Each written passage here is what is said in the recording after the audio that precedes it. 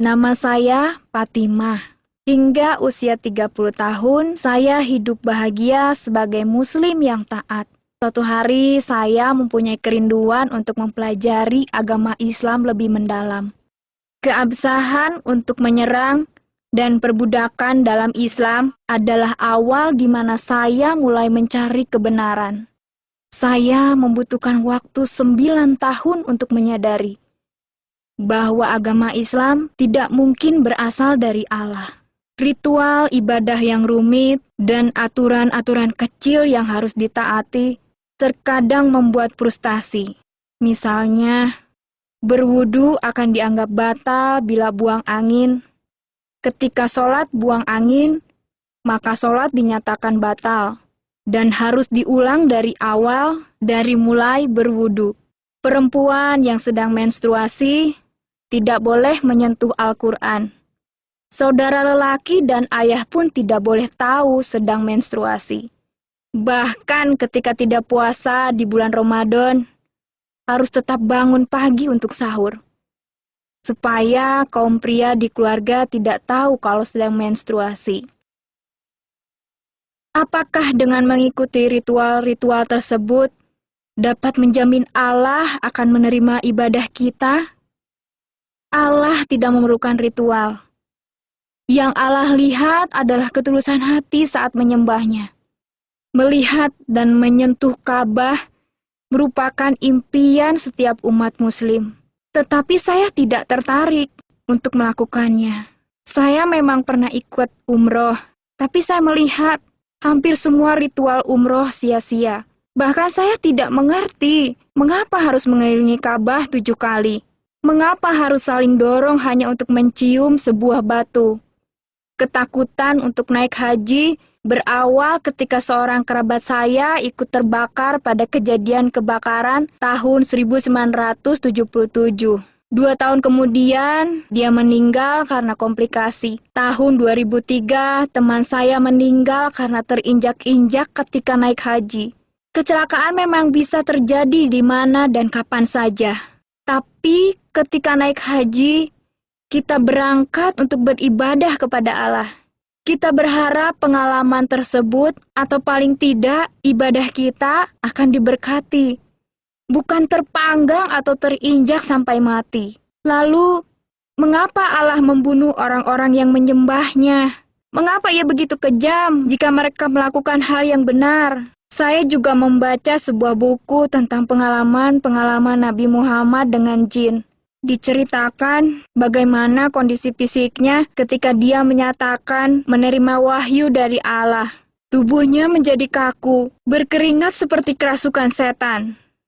Saya berpikir, malaikat-malaikat berbicara kepada semua nabi dan bahkan kadang kepada wanita. Tetapi mereka tidak pernah kerasukan. Bahkan ketika berhadapan dengan setan, mereka tidak berkeringat dan ambruk. Para nabi punya kuasa mengalahkan roh-roh seperti itu. Lalu, saya membaca satu hadis di mana Muhammad mengatakan ada jin beserta dia. Muhammad menekankan, dengan pertolongan Allah, ia sudah menguasai jinnya. Dalam hadis itu, Muhammad mengatakan, jin tersebut sudah menjadi muslim. Tapi saya dapat merasakan ketakutan Muhammad yang tersembunyi tentang keselamatannya. Menurut saya, itu adalah alasan satu-satunya mengapa seluruh orang Islam harus mendoakannya setiap sholat. Kejanggalan lain yang saya temukan dalam Islam adalah jumlah ayat Al-Quran yang berjumlah 6.666 ayat. Sungguh mengejutkan. Ternyata angka 666 adalah nomor untuk antikristus, seperti yang tertulis dalam kitab Wahyu 13 ayat 8 dan kitab Wahyu 20 ayat 4. Seorang nabi datang untuk mengubah keadaan yang jahat dan mengubah masyarakat. Ada yang mengatakan bahwa serangan, poligami, pernikahan anak yang masih kecil, perbudakan, dan istri yang dipukuli merupakan adat kebiasaan kuno di Arab. Islam mengizinkan semua ini untuk diteruskan. tetapi mencoba untuk mengontrolnya. Tetapi Islam tidak mengubahnya. Ini hanya menunjukkan bahwa apa yang seharusnya dilakukan tidak dilakukan oleh Muhammad. Dia mungkin mencoba untuk membuat garis batasan, tetapi dia juga mendukung kebiasaan-kebiasaan jahat ini di dalam prosesnya. Akhirnya, saya pun memutuskan untuk meninggalkan agama Islam dan menjadi pengikut Isa Al-Masih. Pesan Isa Al-Masih adalah yang terbaik dan paling damai. Dia yang dapat membawa perubahan melalui kasih. Tidak ada yang dapat menandingi Isa Al-Masih, Sang Juru Selamat. Dia tidak memerlukan pujian dari saya karena tindakannya masih terus berbicara dengan kuat. Dia tidak perlu berkat dari saya karena dialah yang memberikan berkat. Saya tidak lagi merasa pahit tentang pengajaran Muhammad karena saya menemukan penghiburan di dalam perkataan Isa Al-Masih. Firman-Nya dengan lembut memberi peringatan. Firman-Nya membuat saya rendah hati dan menjadi manusia yang baik hati.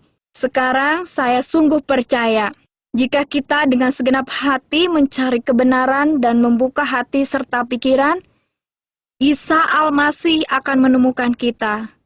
Sebab Dia telah berjanji dalam Injil, Rasul besar Matius 7 ayat 7, "Mintalah, maka akan diberikan kepadamu.